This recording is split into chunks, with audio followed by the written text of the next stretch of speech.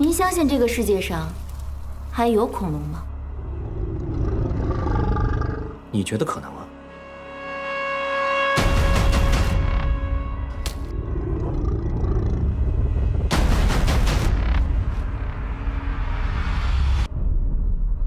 这是我们此行的目的地——哥斯达黎加海岸以西大约190公里处的一座岛屿。我们把这座岛屿叫做努布拉岛。你们看，那边是什么？这是什么庞然大物啊？是雷龙。嗷，是雷龙！嗷，岛上的直线生物不可离开！是迅猛龙！